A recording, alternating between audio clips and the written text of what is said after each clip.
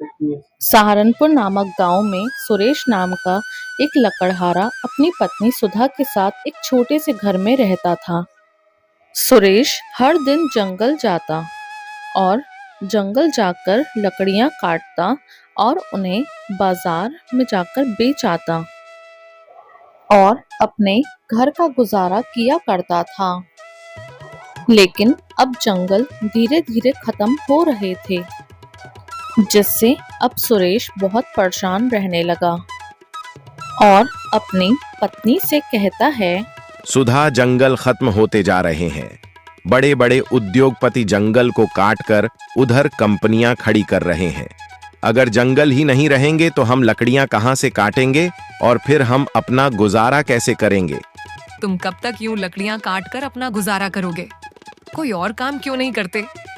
हमारे मोहल्ले में जो नरेश रहता है, उसकी जमीन किसी बड़े उद्योगपति ने खरीद ली है। उस पर वह कंपनी बनाएगा।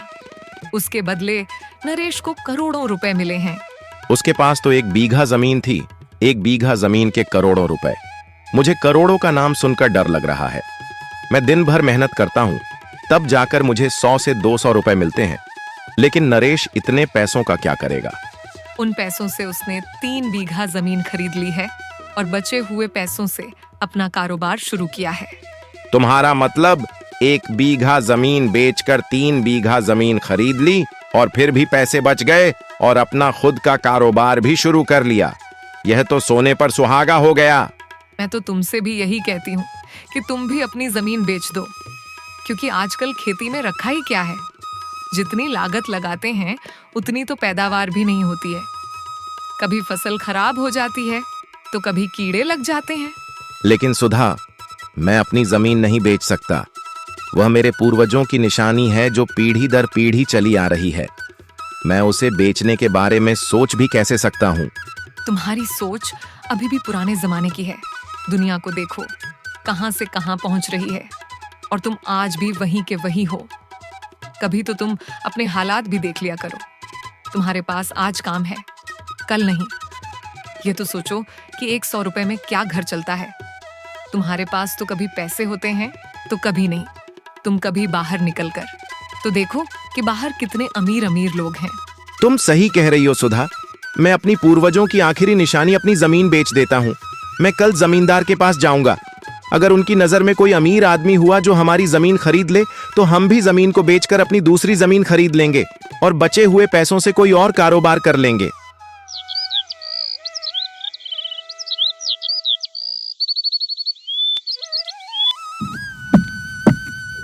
अगले ही दिन सुरेश जमींदार के घर जाता है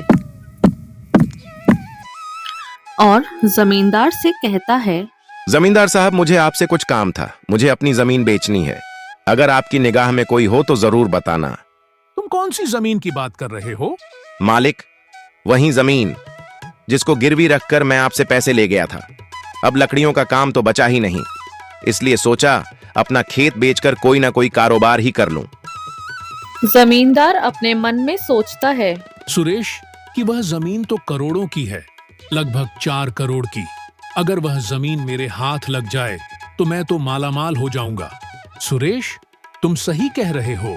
तुम एक काम करना, कल मुझे एक बार जमीन के कागज दिखा देना, फिर मैं तुम्हारी जमीन बिकवा दूंगा। ठीक है जमींदार जी, मैं अपनी जमीन के कागजात ले आऊंगा। इतना कहकर सुरेश वहां से चला जाता है।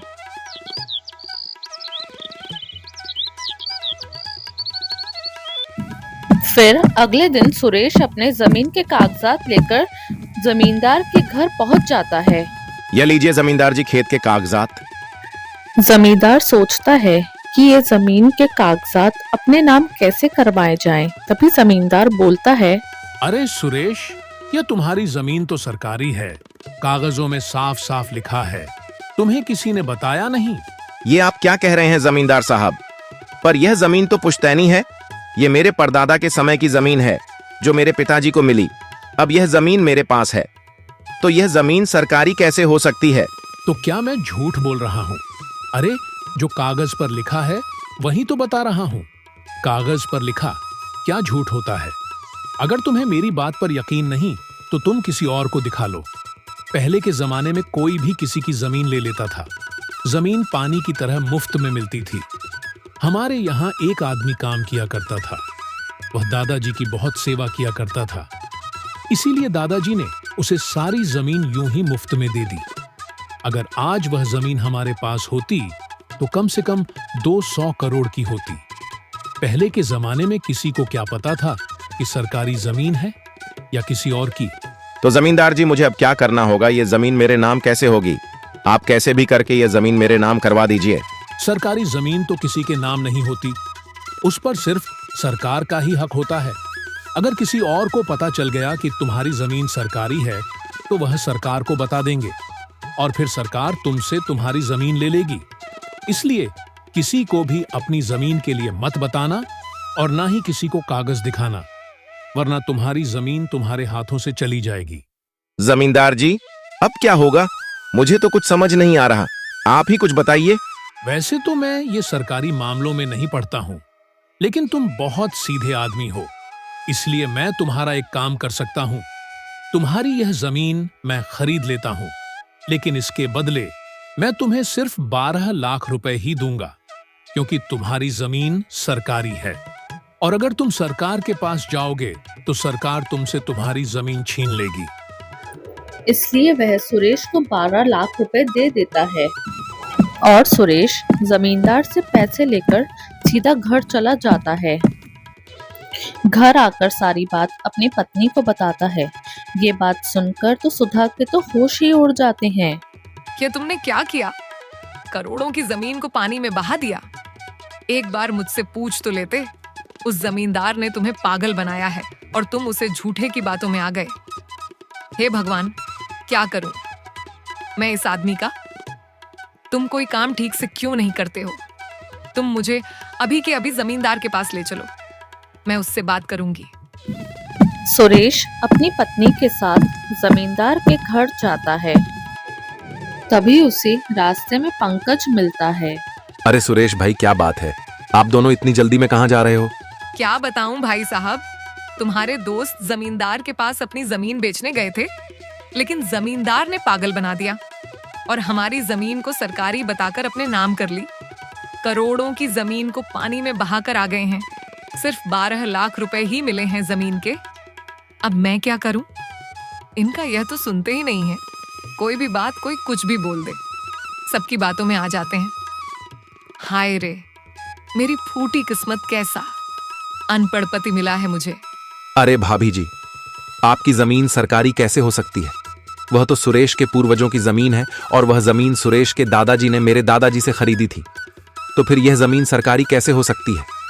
अगर सरकारी होती तो जमीन के कागजात सरकार के पास होते ना। तुम एक बार मुझसे बात तो कर लेते, मैं खुद ही तुम्हारी जमीन बिकवा देता। तुमने ये क्या किया? अब तुम ही बताओ भाई साहब, हम क्या करें? हमें गांव के मुखिया के पास चलना चाहिए। फिर वह गांव के मुखिया के पास चले जाते हैं और गांव के मुखिया को सारी बातें बताते हैं।